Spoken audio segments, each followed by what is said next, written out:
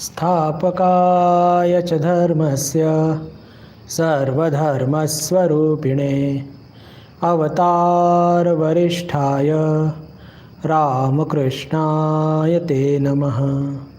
जननीं शारदां देवीं रामकृष्णं जगद्गुरुं पादपद्मे तयो श्रित्वा प्रणमामि मुहुर्मुहुः।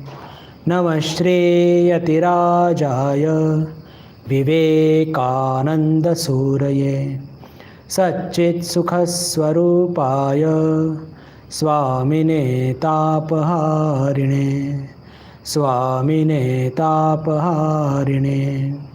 श्रुतिस्मृतिपुराणामालयं करुणालयं नमामि भगवत्पादं शङ्करं लोकशङ्करं।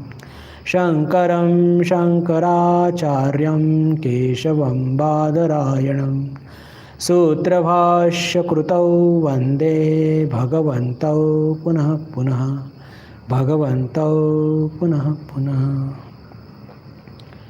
नमस्कार। या व्हर्च्युअल वर्गामध्ये आपल्या सर्वांचं पुनश्च एकदा मनपूर्वक स्वागत। आज बुधवार आणि आपण आत्मबोध या ग्रंथावर चर्चा करणार आहोत। मागच्या वेळेस आपण 5व्या नंबरच्या श्लोकाची चर्चा केली होती, त्याची थोडीशी उजळणी करून मग पुढे जाऊया।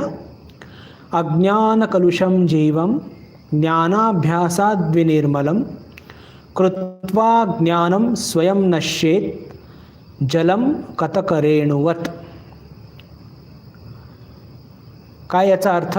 मागच्या वेळेस आपण चर्चा केली होती की जसं इथे कतकरेणू हा शब्द वापरला आहे, म्हणजेच पाण्यामध्ये जो काही चिखल किंवा धूळ विरघळलेली असते ती दूर कशी करायची, तर आपण आजकाल तुरटी वापरतो। आधी कतक नावाचं फळ, त्याचं चूर्ण वापरायचं आणि त्या कतक रेणू त्या चूर्णाला पाण्यात ढवळलं की सगळा जो गाळ विरघळलेला पाण्यामध्ये तो खालती बसतो आणि त्याच्याच बरोबर ती कतक रेणू, कतक फळाचं चूर्ण ते सुद्धा खालती बसतं। जसं आपली तुरटी ती आपण पाण्यात विरघळतो त्याने काय होत असतं की गाळ तर खालती बसतोच, कचरा खालती बसतोच, त्याच्याबरोबर ती तुरटीसुद्धा खालती बसत असते।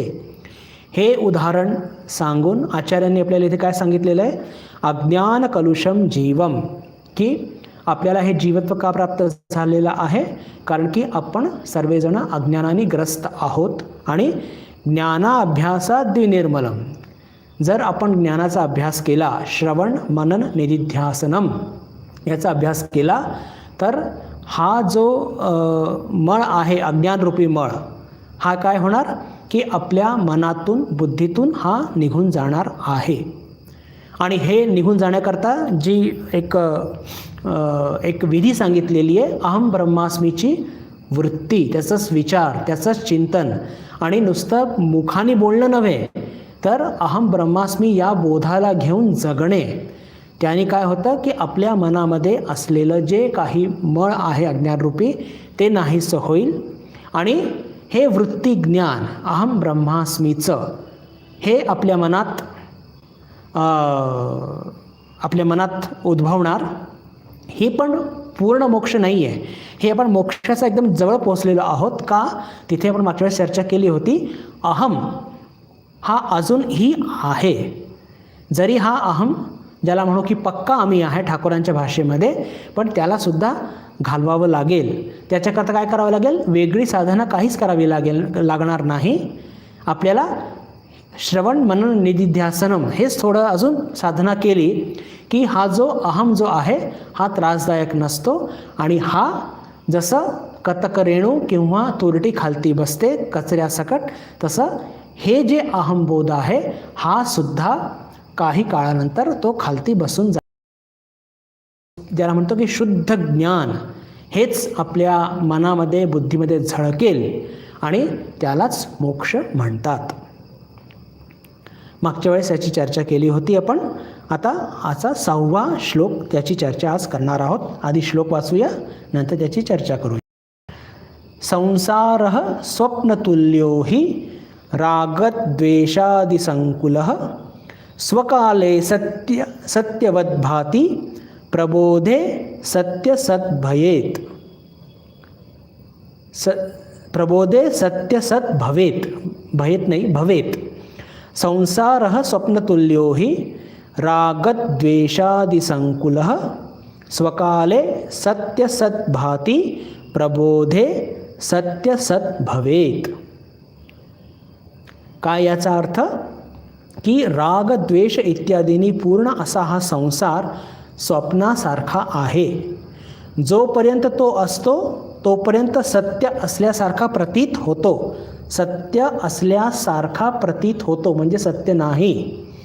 परंतु जाग येताच ते स्वप्न असत्य प्रतीत होऊ लागतं. पहा, या श्लोकाच्या मागे काय आहे की हे संसार मिथ्या आहे, याला अस्तित्व नाही.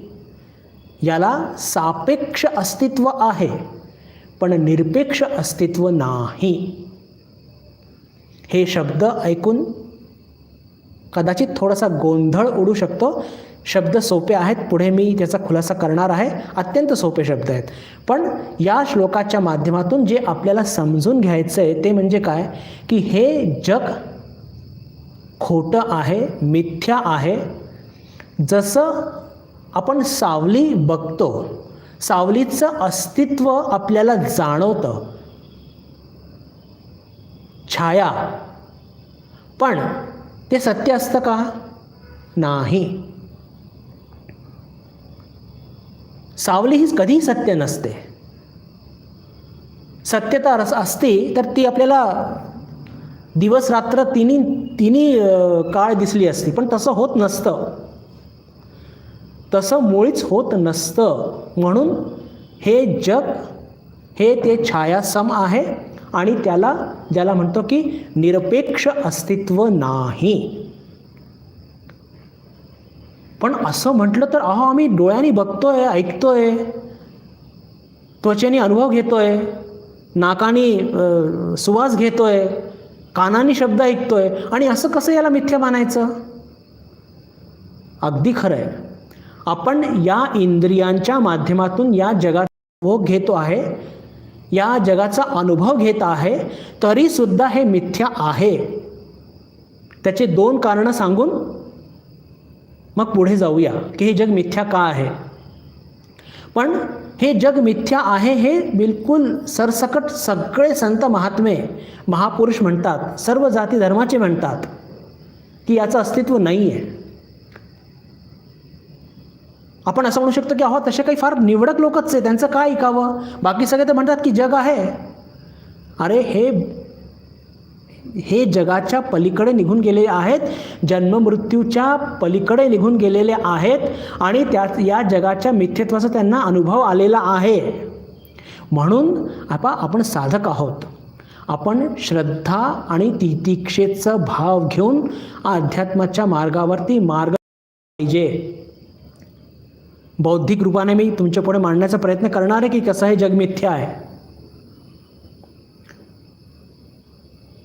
पण आपण साधक आहोत आणि आपल्याला सुद्धा या जगाचा लटकेपणा कुठे कधीतरी जाणवतो आणि पण पुन्हा आपण जगाच्या प्रलोभनात फसत असतो.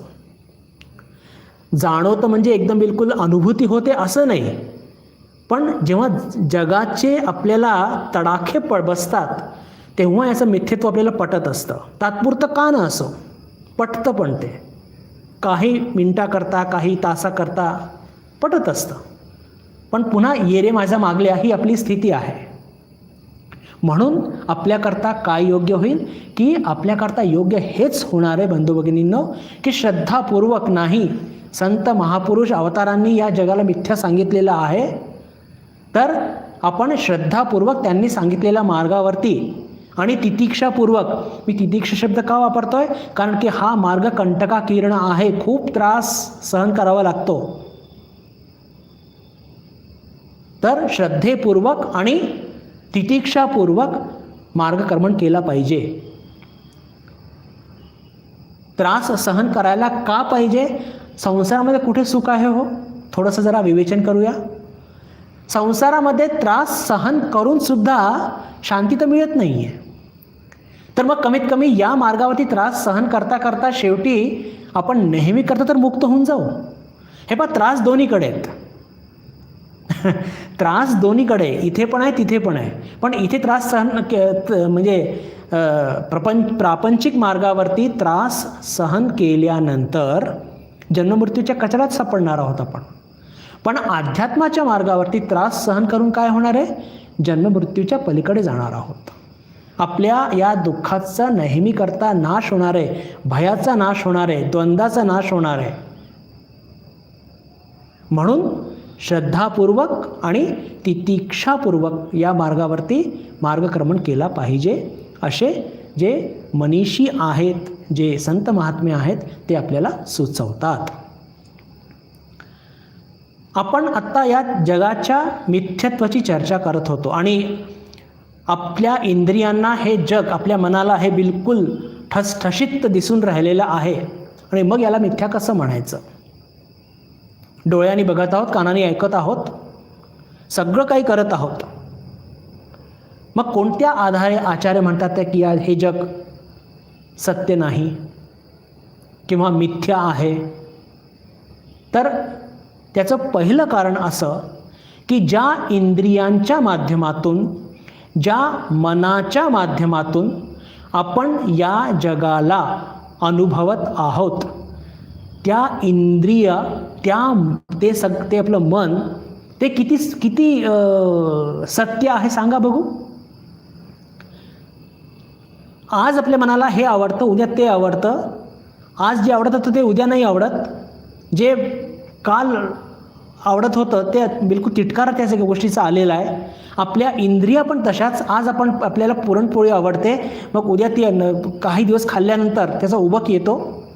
काही संगीत आपल्याला आवडतं, ते पण खूप ऐकतो, काही दिवसांचा कंटाळा येतो एकदम. तर अशा या लटक्या आणि सतत बदलणाऱ्या इंद्रियांच्या माध्यमातून, ज्या इंद्रिया स्वतः सतत बदलत आहे, जे मन सतत बदलत आहे, त्या इंद्रियांवरती, त्या मनावरती आपण कसा विश्वास ठेवायचा? तुम्ही म्हणू शकता की महाराज, विश्वास ठेवण्याचे पर्याय कुठे? मी मान्य करतो. पण जे इंद्रिय आणि जे मन, आज जो आपला मित्र आपल्याला खूप आवडतो, तोच मित्र उद्या आपल्याला धोका देतो आणि त्याचा तोंड बघायची इच्छा होत नाही. किंवा तो मित्र आपला जीव घ्यायला उठतो, किंवा आपण त्याचा जीव घ्यायला उठतो. या जगामध्ये आहे तरी काय? सतत बदलणारं हे जग, सतत बदलणारं आपलं मन, सतत बदलणाऱ्या इंद्रिया, त्याच्या आधारे आपण इतका मोठा निर्णय घेत आहोत की हे जग सत्य आहे. कारण नंबर 1, विचार करा. हे पहा, मी तुमच्यापुढे हे मांडत आहे. माझं असं म्हणणं मुळीच नाही, कारण की या गोष्टी वेदांतामध्ये मजा काय आहे बंधू भगिनींनो, याच्यामध्ये खूप श्रवण केलं पाहिजे. तेव्हा वेदांत श्रवण आणि जीवनातला अनुभव याची सांगड जेव्हा घालू आहे आणि आपलं विवेक जागृत ठेवायचं, तेव्हा कुठेतरी या सगळ्या सिद्धांतावरती आपण ज्याच्यावरती विश्वास बसतो. 3 गोष्टी मी नेहमी सांगत असतो: ऐकणं, समजणं आणि पटणं. तुम्हाला या गोष्टी पटल्याच पाहिजे असं माझा आग्रह मुळीच नाही आहे. हां, ऐकल्या नक्की पाहिजे. का?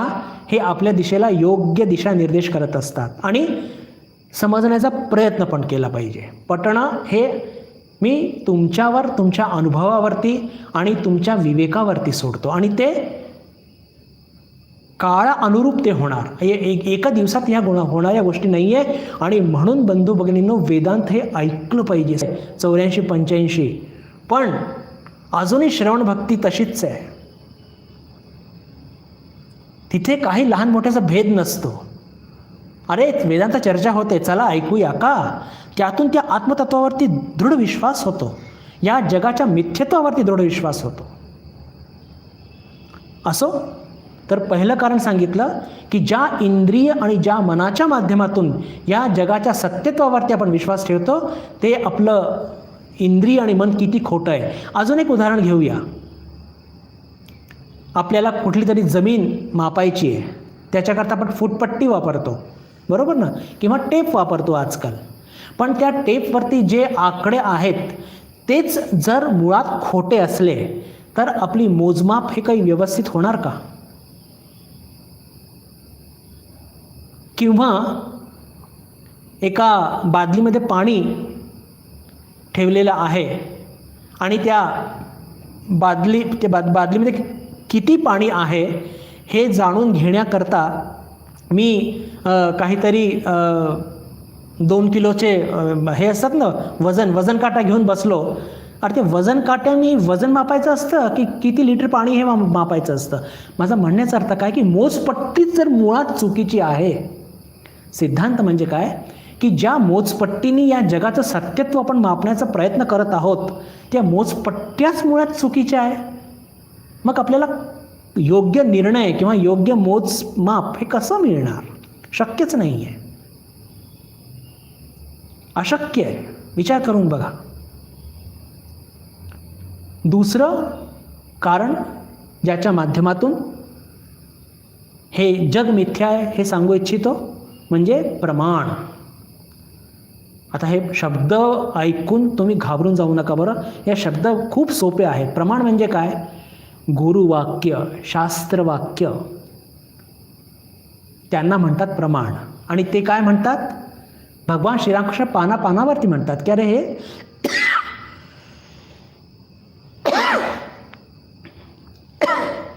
हे जग कसं आहे? हे खोटं आहे. ईश्वरच सत्य, बाकी सर्व असत्य. पानावरती म्हणतात. हे काय झालं? याला म्हणतात आप्तवाक्य, अवतारांचे वाक्य. आणि म्हणून हे जग मिथ्या आहे. दुसरं कारण, कदाचित ह्या 2 कारणामध्ये तुमचं समाधान होत नसेल, तिसऱ्याकडे जाऊया आपण आणि ते बौद्धिक स्तरावरती चर्चा करूया. एखाद्या गोष्टीला आपण सत किंवा असत का म्हणायचं? मी शब्द जे वापरतोय पहा, सत्य वापरत नाहीये, सत, स आणि हलंत त. एखाद्या गोष्टीला सत म्हणायचं, एखाद्या गोष्टीला असत म्हणायचं, याची मापदंड काय आहेत सांगतो. ज्या गोष्टी तिन्ही काळामध्ये किंवा समजा ज्या अनंत काळापर्यंत टिकणाऱ्या आहेत त्याला म्हणूया आपण सत. आणि ज्या गोष्टी तात्पुरत्या असणार त्या गोष्टी असत. उदाहरण घेऊया. माझ्यासमोर हा मोबाईल आहे, हा टेबल, ही खुर्ची, हे सगळं रेझर वगैरे सगळं ठेवलेलं आहे. यांचं जीवन किती आहे हो? काही वर्ष, 100, खूप झाला 150. त्याच्यानंतर काय? नष्ट होणार, पंचमहाभूतमध्ये विलीन होणार. सगळ्या वास्तू या जगातल्या जे आपण बघत आहोत, सगळे ब्रिजेस, एरोप्लेन, तुम्ही आणि मी सुद्धा, किती आपलं आयुष्य किती आहे? 100, 125. पलीकडे हे शरीर नाही टिकणार. म्हणजेच काय? या जगातल्या सर्व गोष्टी त्यांचं एक आयुष्य आहे. 100, 150, 200, 500, 600 वर्ष. कलकत्त्याला एक वृक्ष आहे, म्हणतात 600 वर्ष जुनं आहे ते. पण कधी ना कधी ते नष्ट होणार. म्हणजेच काय? या सगळ्या गोष्टी असत आहेत. मग सत काय आहे हो? सत आहे फक्त आणि फक्त ब्रह्मतत्व, आत्मतत्व, जे या सगळ्या विश्वामध्ये पसरलेलं आहे, एकमेव आहे, अद्वितीय आहे. तिसरं कारण झालं की जे अनंत काळापर्यंत टिकतं त्याला आपण म्हणूया की ते गोष्टी सत आहे. अशी एकच गोष्ट आहे. जगातल्या बाकी सर्व गोष्टी त्यांना एक आयुष्य आहे, लिमिटेड लाईफ आहे, म्हणून ते असत आहे. अजून एक सगळ्यात पॉवरफुल कारण, रिझन, हे जग मिथ्या आहे. कोणत्या मापदंडाने? ते मापदंड समजण्याकरता 3 प्रकारच्या अवस्था त्याची थोडी चर्चा करूया आणि मग हे जग कसं मिथ्या आहे ते कारण एकदम बौद्धिक स्तरावर ते पटण्यासारखं आहे. आपल्याला काहीतरी बौद्धिक जगलरी, बौद्धिक व्यायाम झाला की आपल्याला ते बरं वाटतं. 3 अवस्था कोणत्या? पहा, आपण पूर्ण दिवसामध्ये 3 अवस्थामध्ये जगत असतो सर्वजण. जागृत, स्वप्न आणि सुषुप्ती. आत्ता आपण जागृत अवस्थेमध्ये आहोत. रात्री आपण जेव्हा झोपायला जाऊ तेव्हा सुषुप्ती आणि कधी कधी आपल्याला स्वप्नसुद्धा पडतात, तर त्याला म्हणतात स्वप्नावस्था. तर आपण या 3 टप्प्यांमध्ये आपलं हे जीवन जगत असतो. तर वेदांत असं म्हणतं की ज्या गोष्टी त्रिकाल अबाधित असतात, म्हणजे 3 काळामध्ये उपस्थित असतात, त्या गोष्टी सत. पहा, थोडंसं लक्ष द्या बरं, या काही मुळीच कठीण नाही आहे, एकदम कठीण नाही आहे. ज्या गोष्टी 3 काळामध्ये आपल्याला ज्याचा अनुभव येतो, उपस्थित असतात, ते सत. आणि ज्या गोष्टी या 3 अवस्थांमध्ये उपलब्ध नसतात, त्याचा अनुभव जर आपल्याला येत नसेल, तर त्या गोष्टी असत. पुन्हा एकदा सांगतो हां. ज्या गोष्टी या 3 काळांमध्ये उपलब्ध किंवा अनुभवात येत नसतात, ते असत. आणि ज्या गोष्टी आपल्याला 3 काळांमध्ये उपलब्ध असतात किंवा अनुभवात येतात, ती गोष्ट सत. आता आपण काय म्हणतो? हे जग असत आहे, मिथ्या आहे. कसं सिद्ध करून दाखवा बरं? या 3 अवस्थेंच्या माध्यमातून सांगतो. पहा की आपण आत्ता जागृत आहोत आणि या जागृत अवस्थेमध्ये आपल्याला संपूर्ण जग, हे सगळ्या वस्तू दिसून राहिल्या आहेत. एखादा कोणी खूप मोठा अधिकारी असेल, जागृत अवस्थेमध्ये तो काय म्हणतो? मी अधिकारी आहे, मी आहे, अमुक आहे, तमुक आहे, माझे इतके पैसे आहेत, इतके धनसंपत्ती आहेत, सत्ता आहे माझ्याकडे. पण तीच व्यक्ती किंवा आपण जेव्हा झोपी जातो, तर आपल्याला आपलं नावसुद्धा ठाऊक असतं का हो? आपली वासूसुद्धा ठाऊक असते का? हे संसाराचं अस्तित्व झोपल्यानंतर लक्षात राहतं का? नाही. कितीही मोठा अधिकारी असला तरी झोपल्यानंतर काही त्याला लक्षात राहत नाही. ठाकूर म्हणतात, फारच म्हणजे एकदम ज्याला म्हणूया काही स्थूल आणि क्रूड उदाहरण देतात की कितीही मोठा अधिकारी असला आणि झोपला आणि झोपेमध्ये कुत्रा जर त्याच्या तोंडावर येऊन मुतला तरी त्याला होश नसतो. म्हणण्याचा अर्थ काय की त्याची ही सगळी दादागिरी किंवा त्याचं सगळं अस्तित्व हे फक्त जागृत अवस्थेमध्ये असतं. झोपी गेला म्हणजे हे सगळं जग निघून जातं. स्वप्न अवस्थेमध्ये सुद्धा या जगाचं अस्तित्व नसतं. आपल्याला जे स्वप्न पडत असतात ते काही निरनिराळेच पडत असतात. म्हणण्याचा अर्थ काय की जागृत अवस्थेमध्ये हे जे आपल्याला दिसतं हे स्वप्न अवस्थेमध्ये आणि सुषुप्तीमध्ये दिसत नाही. म्हणून या जगाचं अस्तित्व नाही. झोपल्यानंतर लक्षात राहतं का? पुण्याला झोपले आहोत की मुंबईला झोपले आहोत की सोलापूरला झोपले आहोत की कोल्हापूरला झोपले आहोत? नाही. हां, झोपेतून जाग आल्यावर लक्षात येतं की अरे मी कोल्हापूरला आलेलो आहे. सकाळी जेव्हा उठतो आपण तर मे बी 1 सेकंद, पण जे 4.5, 5, 6 तासाची झोप घेतली त्या झोपेमध्ये आपण कुठे आहोत किंवा या सगळं जग, माझं नाव बुद्धानंद किंवा या सगळ्या गोष्टी नाही. स्वप्नामध्ये सुद्धा कधी कधी स्वप्न पडतं आणि जे काही घडतं त्या गोष्टीच दिसतात आपल्याला, पण त्या सगळ्या स्वप्नवत असतात, त्याला काही अस्तित्व नसतं. तर आपली परिभाषा काय होती की ज्या गोष्टी 3 अवस्थांमध्ये आपल्याला उपलब्ध असतात, अनुभव येतं ज्याचं, त्याच गोष्टी सत. तर हे जग या तिन्ही अवस्थांमध्ये, म्हणजे जागृत अवस्थेमध्ये जग दिसतं, पण स्वप्न आणि सुषुप्तीमध्ये दिसत नाही, अनुभवात येत नाही, म्हणून हे जग मिथ्या. आता तुम्ही मला सोडणार नाही. बरं ठीक आहे, हे जगत मिथ्या आम्ही मानलं महाराज, पण आता तुम्ही आम्हाला सांगा बरं की आत्मतत्व सत्य कसं आहे.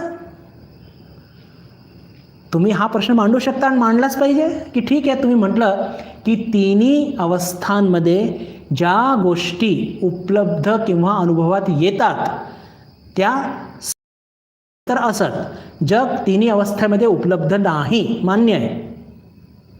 पण आत्मतत्व कसं उपलब्ध असतं तिन्ही अवस्थांमध्ये? बिलकुल. आपल्या पुढे मांडण्याचा प्रयत्न करतो, पहा पटतं का. जागृत अवस्थेमध्ये सुद्धा आपल्याला आत्मतत्वाचा बोध होत असतो, पण त्याच्याकडे आपण दुर्लक्ष करत असतो. कसं? पहा, मी बोलतो आहे, तुम्ही ऐकत आहात. आपल्याला भूक लागते, अन्न पचवतो, धावपळ करतो, जीवनामध्ये संघर्ष करत असतो. हे सगळं काय आहे? ह्या सगळ्या गोष्टी एखाद्या मृत व्यक्तीमध्ये बघायला मिळतात का हो? ह्या गोष्टी एखाद्या प्रेतामध्ये बघायला, प्रेत म्हणतो का मला भूक लागली आहे? नाही. प्रेत कधी व्याख्यान देतो का? नाही. प्रेत कधी व्याख्यान ऐकतो का? नाही. म्हणजे मी या गोष्टीला कबूल करू की नाही करू, माझ्यामध्ये काहीतरी चैतन्य खेळत आहे. आपण सर्वजण ऐकत आहात आणि थोड्या वेळानंतर आपण जेवणार आहोत, भूक लागणार आहे. हे काय आहे की या सगळ्या गोष्टी आपल्यामध्ये काहीतरी चैतन्य आहे, त्याचे ते प्रतीक आहे. चला ठीक आहे, पुढे जाऊया. म्हणजे जागृत अवस्थेमध्ये आत्मतत्व उपलब्ध आहे, जे प्रेतामध्ये नसतं. ठीक आहे. स्वप्नामध्ये महाराज सांगा बघू, आत्मतत्व कुठे असतं तुमचं? सांगतो. स्वप्न अवस्थेमध्ये आपण स्वप्न बघतो आणि जेव्हा आपली झोप उघडते आणि उठल्यानंतर आपल्याला लक्षात येतं की अरे मी तर स्वप्न बघत होतो, मी कोणत्याही जंगलामध्ये फिरत नव्हतो, माझ्या मागे वाघही लागला नव्हता, मी तर आरामात घरात झोपलो. पण हे आपल्याला केव्हा बोध होतो? जेव्हा पण जागी झाल्यानंतर आपल्याला अनेकदा स्वप्न आठवतं, अनेकदा आठवत सुद्धा नाही, हेही मान्य करतो मी. पण आपल्याला बऱ्याचदा आपलं स्वप्न आठवतं. म्हणजे आपण झोपी गेल्यानंतर कोणी ते स्वप्नाला स्मृतीमध्ये ठेवून आपल्याला ती स्मृती जागृत करून देतं की अरे ते स्वप्न होतं. स्वप्न नाही पण लक्षात राहिलं, पण तरी हे लक्षात राहतं की मी काहीतरी स्वप्न बघितलं होतं. कळतंय का? आपण काय चर्चा करत आहोत? आत्मतत्व तिन्ही अवस्थेमध्ये उपलब्ध असतं. जागृत अवस्थेमध्ये आपलं चैतन्य, आपल्या या सगळ्या क्रिया, हे त्याचं एक प्रतीक, पावती आहे.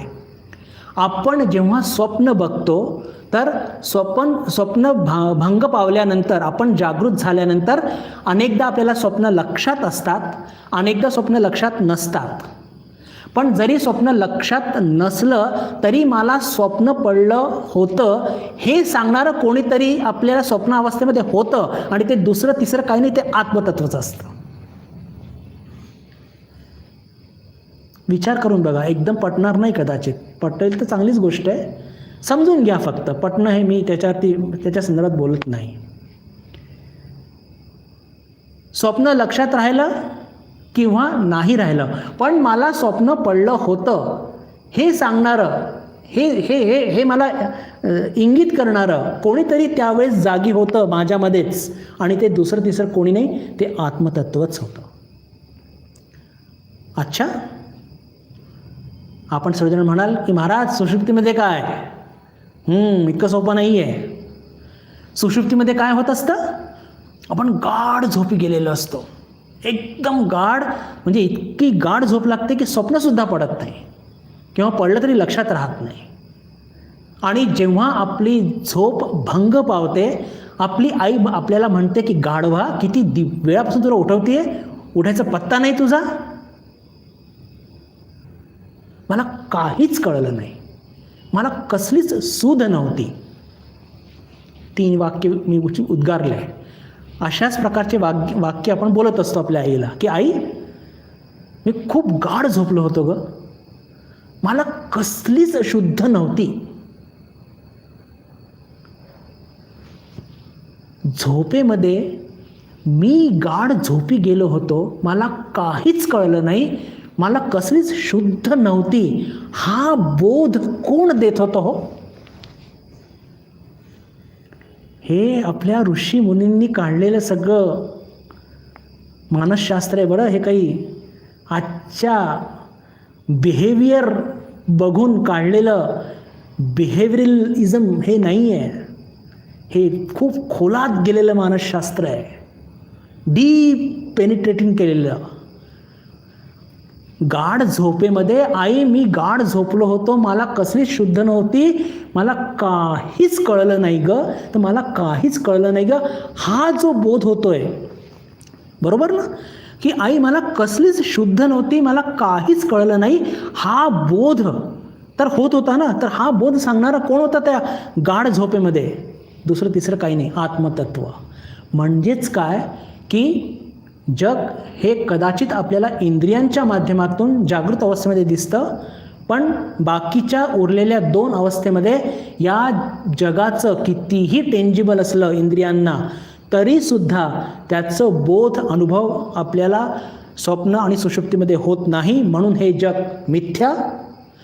आणि आत्मतत्व हे याचा आपल्याला न कळत बोध, म्हणजे त्याचा अनुभव येत नाही.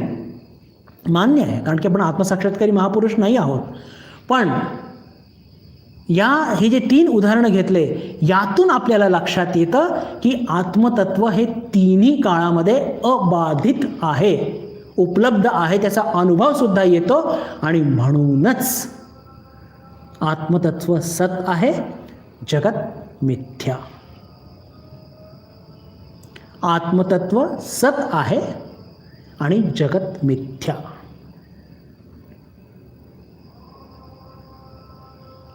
या संदर्भामध्ये एक फार सुंदर गोष्ट मी जी अनेक वेळा सांगितलेली आहे, विशेषकर विवेक चूडामणीच्या वर्गामध्ये 2-3 सांगून झालेलं आहे.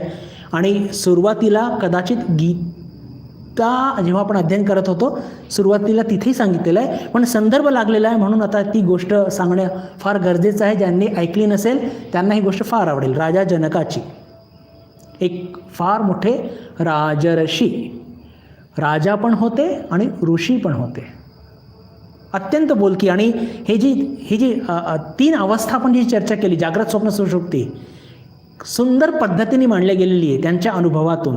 आणि त्यांना ऋषी का म्हणतात? कारण की ते आत्मसाक्षात्कारी महापुरुष होते, विवेकी होते, मनीषी होते. आणि जीवनाला फार गांभीर्याने घ्यायचे. कोणत्या अर्थाने? की हे जे मिथ्यारूपी जग आहे त्याच्या पलीकडे काय आहे ते त्यांनी शोधून, एक राजा म्हटल्यानंतर ते किती व्यस्त असतात, पण त्यांनी ते शोधून काढलं होतं. म्हणून त्यांना राजर्षी, त्यांना एक विशेष पदवी दिली गेलेली आहे आपल्या अध्यात्मशास्त्रामध्ये. राजा जनक म्हणजे राजर्षी. काय ती गोष्ट आहे? एक दिवशी राजा जनक रात्री झोपले आणि झोपले तर त्यांना स्वप्न पडलं. स्वप्न काय पडलं तर त्यांच्या राज्यावरती शेजारच्या एका राजाने आक्रमण केलं आणि ते युद्धात उतरले आपल्या सर्व सवंगडी त्यांच्यासोबत, आणि घमासान घोर संग्राम झालं. राजे स्वतः खूप हिरिरीने त्यात त्यांनी सहभाग केला, भाग घेतला, पण दुर्दैवाने त्यांना पराजय स्वीकार करावी लागली. राज्य गेलं, सगळं वैभव गेलं आणि स्वतःचा जीव कसा बसा वाचवत स्वतःचं राज्य सोडून ते एका 3ऱ्या राज्यात जाऊन पोहोचले. कपडे फाटलेले, थकलेले, सगळ्या अंगावरती सगळे घाव, रक्त वाहत आहे, भूक लागलेली, कोणीही त्यांना राजा म्हणून ओळखणार नाही अशी त्यांची स्थिती. आणि असे दीनवाणे होऊन ते तिसऱ्या राज्यात फिरत आहे. भूक लागलेली आहे, भिक्षा मागतात, कोणी भिक्षा देत नाही. पण लक्षात येतं की कुठेतरी त्या तिसऱ्या राज्यामध्ये कुठेतरी भिक्षुकांना काहीतरी अन्न देण्यात येत आहे. तिथे भिक्षुकांची मोठी रांग, त्या रांगेत ते उभे राहतात आणि आपली ती झोळी जे काही असतं त्यांच्याकडे वस्त्र, ती जेव्हा त्यांचा नंबर येतो तर ती झोळी पसरवतात. झोळी पसरवतात ते तर आधीच मन पूर्ण खंगून गेलेलं आहे. पराजय, अपमान, हे सगळे अंगावरती सगळे रक्त वाहत आहे, कितकं सगळं घाव लागलेले आहेत. पराजयाचं दुःख, अपमानाचं खूप दुःख, त्यातून भूक लागलेली. आणि जेव्हा ते आपले ते झोळी पसरवतात तर तो अन्न देणारा म्हणतो की क्षमा करा, आजचं अन्न संपलं आहे. आता इतक्या दुःखद परिस्थितीमध्ये भूक लागलेली आहे आणि आता इतक्या मोठ्या रांगेमध्ये उभे राहिल्यानंतर आता ते माझा नंबर आला आहे आणि हा म्हणतोय की मला म्हणजे माझं हे अन्न संपलेलं आहे.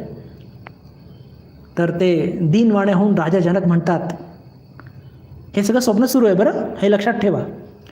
दीनवाणे होऊन राजा म्हणतात, राजा जनक त्या माणसाला की अरे ते तुझ्या भांड्याला सगळं ते चिकटलेलं आहे ना, तेच खरडून दे की मला खूप भूक लागलेली आहे. त्याला दया येते. ते जे काही अन्न असतं, खिचडी बिचडी जे काही असेल ती चांगली खरडून असं काढतो आणि त्यांच्या झोळीत तो टाकतो.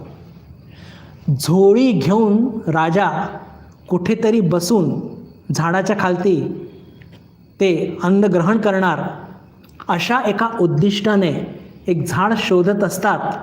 तेवढ्यात एक घार येते मोठी आणि त्यांच्या त्या झोळीवरती झपट्टा मारते.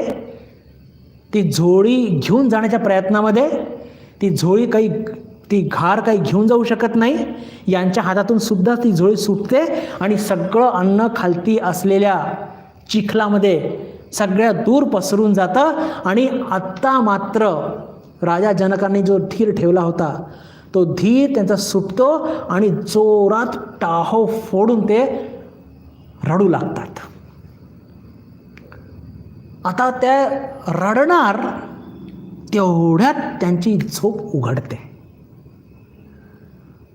घामाघूम झालेले, झोप उघडल्याबरोबर बघतात तर काय, मी माझ्या महालातच आहे, माझे पहरेकरी माझ्या शेजारीच आहेत, माझे सगळे लोक तसेच आहेत, कुठे काहीही बदल झालेला नाही आहे.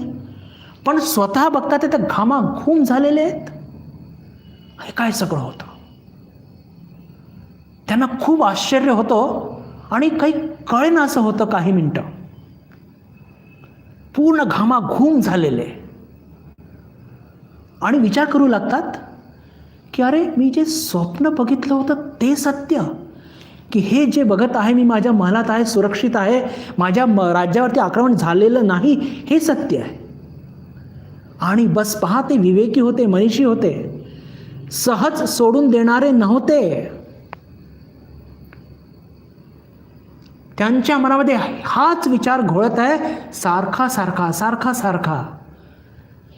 ते स्वप्न पाहिलं होतं ते सत्य की हे सत्य, ते सत्य की हे सत्य. आणि त्यांच्या त्या राज्य कार्यभारामध्ये काही मन लागत नाही. कोणाकडे उत्तर शोधायचं तर त्यांना लक्षात येतं की आपल्या राज्याच्या जवळच एक फार मोठे मुनी, व्यास मुनी ते निवास करत असतात. त्यांच्याकडे गेलं पाहिजे आणि ते माझ्याबरोबर प्रश्नाचं उत्तर देतील. आणि ते 2-4 दिवस त्यांचे असे इतक्या म्हणजे खराब मनस्थितीमध्ये जातात, त्यांचे दिवस निघून जातात आणि ते व्यास मुनीकडे जातात आणि विचारतात, सगळे काही कहाणी सांगतात. आणि शेवटी व्यास मुनी त्यांना विचारतात की तुमचा प्रश्न काय आहे राजा. राजा जनक म्हणतात की व्यास मुनी, मला अजूनपर्यंत हे कळत नाही आहे की ते सत्य, स्वप्न जे पाहिलं ते सत्य होतं की हे मी या जगात जगत आहे हे सत्य आहे, मला हे सांगा. व्यास मुनी जे उत्तर देतात छप्पर उडवणारच उत्तर देतात. ते काय म्हणतात, ते पण सत्य नव्हतं आणि हे सुद्धा सत्य नाही आहे. ते पण सत्य नव्हतं आणि हे पण सत्य नाही आहे. आता राजा जनक डोक्याला हात लावतो. व्यासमुनी सांगतात की पहा, आपण 3 सत्तेमध्ये जगत असतो. पारमार्थिक, व्यवहारिक आणि प्रातिभासिक. जे स्वप्न तू बघितलं राजा जनक, ती प्रातिभासिक सत्ता होती. आणि जेव्हा प्रातिभासिक सत्ता म्हणजे स्वप्नाची अवस्था तू सोडून जेव्हा तू या व्यवहारिक सत्तेमध्ये आला, तेव्हा ती प्रातिभासिक सत्ता तिचा नाश झाला. ते आक्रमण, ते तुझ्यावरती अत्याचार, ते तुझे अंगावरती झालेले घाव, ते सगळं निघून गेलं. ते सगळं प्रातिभासिक होतं, स्वप्नावस्था होती आणि ते कटून गेलं, ते भंग पावलं. का? कारण की प्रातिभासिक सत्ता भंग पावली आणि तो व्यवहारिक सत्तेमध्ये आला. आणि जेव्हा तू श्रवण मनन निधिध्यासन करून जेव्हा या जगाचं मिथ्यत्व म्हणजे या व्यावहारिक सत्तेचं मिथ्यत्व तुझ्या बोधात येईल, तेव्हा ही सत्ता सुद्धा कटून जाईल आणि तुला काय प्राप्त होईल? पारमार्थिक सत्ता. म्हणून राजा, मी तुला जे सांगतो काय, की ते स्वप्नसुद्धा सत्य नव्हतं, ती प्रातिभासिक सत्तासुद्धा सत्य नव्हती आणि ही व्यावहारिक सत्तासुद्धा सत्य नाही. पण ही तुला आज सत्य का जाणवत आहे? त्याचं कारण की तुला अजून आत्मसाक्षात्कार झालेला नाही आहे. या जगाचं मिथ्यत्व तुला पटलेलं नाही आहे. या आत्मतत्वाचं अस्तित्वाचा अनुभव तुला आलेला नाही आहे. म्हणून तुला ही सत्ता, हे जग, ही व्यावहारिक सत्ता ही तुला सत्य वाटते. पण जेव्हा ज्या दिवशी तुला या जगाचं लटकेपण समजेल, अनुभवात येईल, त्या दिवशी हे सुद्धा तुला स्वप्नासारखं हे सुद्धा कटून जाईल आणि तू पारमार्थिक सत्तेमध्ये स्थापित होणार. त्या दिवसानंतर राजा जनक त्यांनी श्रवण मनन निधिध्यासन साधना सेवा सगळं सुरू केलं आणि या जन्मातच त्यांनी ते पारमार्थिक सत्ता जी बाकीच्या दोन्ही सत्तांना कापून टाकते, ते ब्रह्मपद अनुभवात आणलं, पद प्राप्त केलं आणि राजर्षी जनक म्हणून सुप्रसिद्ध झाले. ही ती सुंदर कथा आहे. भगवान श्रीरामकृष्ण सुद्धा वचनामृतमध्ये याच प्रकारची फार सुंदर गोष्ट सांगतात आणि संदर्भ आहे म्हणून ती गोष्ट सुद्धा मी सांगणार. का? या गोष्टी किंवा या ॲनेक्डोट्स ज्याला म्हणतो, त्याच्या माध्यमातून आपल्याला ह्या सगळ्या गोष्टी लवकर समजतात. पटणं हे आपल्या आपल्या अनुभवावरती, आपल्या आपल्या विवेकावरती निर्भर करत असतं, म्हणून त्याची चर्चा मी करणार नाही. भगवान श्रीरामकृष्ण काय सुंदर उदाहरण देतात वचनामृतमध्ये. पहा, ठाकूर तर म्हणजे मास्टर स्ट्रोक देणार आहे. शेतकरीची गोष्ट आपल्या सगळ्यांना लक्षात असेल की एक शेतकरी होता, शेती करायचा आणि त्याला एक मुलगा सुद्धा होता. एक दिवशी रात्री तो झोपला आणि झोपेमध्ये त्याने स्वप्न बघितलं. स्वप्न काय बघितलं त्यांनी?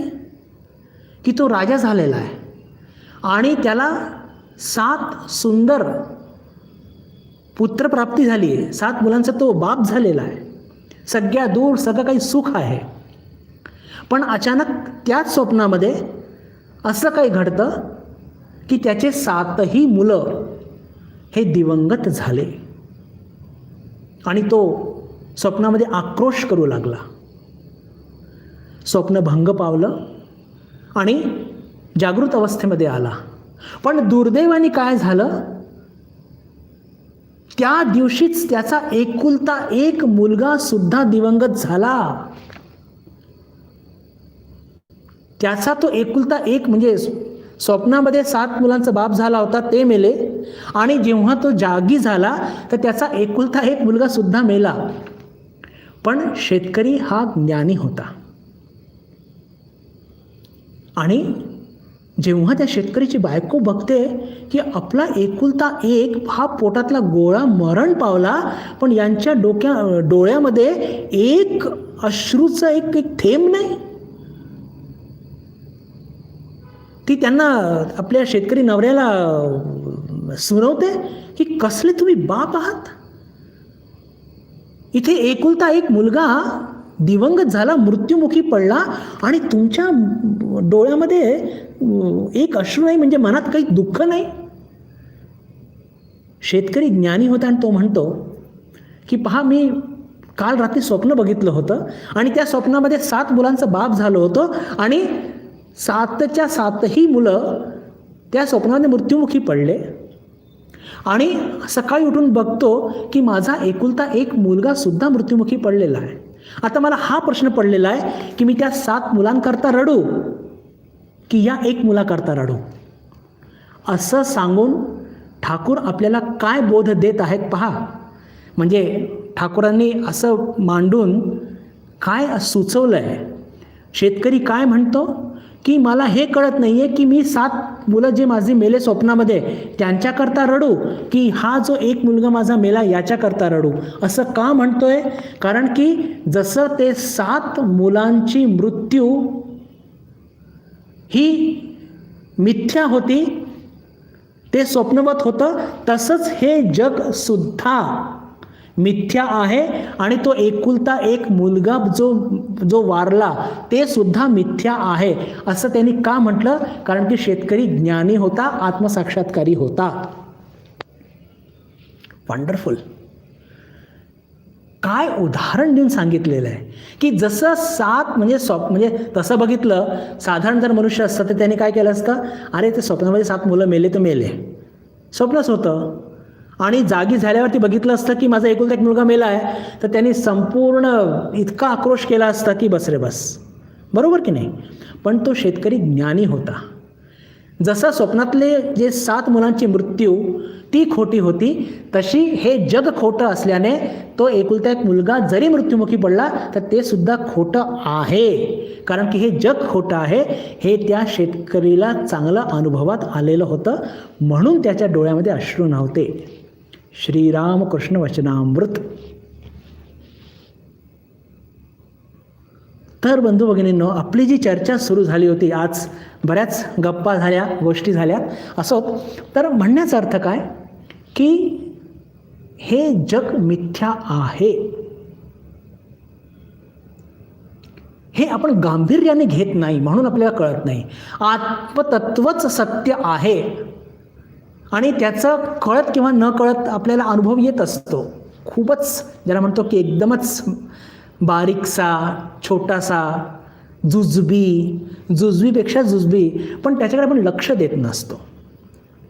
भविष्यामध्ये आपण कधी मी वर चर्चा करणार आहोत. म्हणजे आपण म्हणतो ना की मी असं केलं, मी, तर या मीचे किती अर्थ होत असतात. म्हणजे कधी मी म्हणून आपण मनाला गणतो, कधी मी म्हणून या शरीराला गणतो, आणि कधी मी म्हणून आपण आत्मासुद्धा न कळतपणे त्याच्या संदर्भात उद्गार करत असतो आणि आपल्यालाच माहीत नसतं.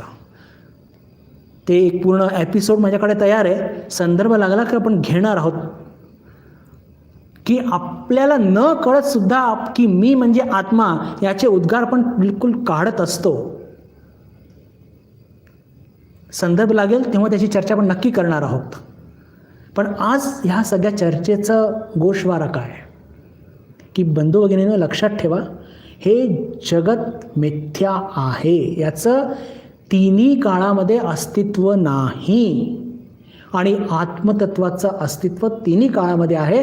त्रिकाल अबाधित असल्याने फक्त आत्मतत्व, ब्रह्मतत्व हेच सत्य, आणि हे जग, हे जे आपल्याला प्रलोभित करणारं, हे जे आपल्याला सारखं ज्याला म्हणतात की फसवणारं, हे मिथ्या आहे. हे जग पण मिथ्या, याचे प्रलोभनसुद्धा मिथ्या. पण मग आपण प्रलोभनात का पडतो? कारण की विवेक जागृत नाही आहे. म्हणजे जेव्हा या गोष्टी आम्ही सांगत असतो की प्रलोभन पण मिथ्या, हे जग पण मिथ्या, प्रलोभन मिथ्या, पण पहा की या प्रलोभनामध्ये कधी पण संत महापुरुष कधी पडत नाही. का? कारण त्यांचा विवेक जागृत असतो. हो, आपलं विवेक जागृत नाही आहे.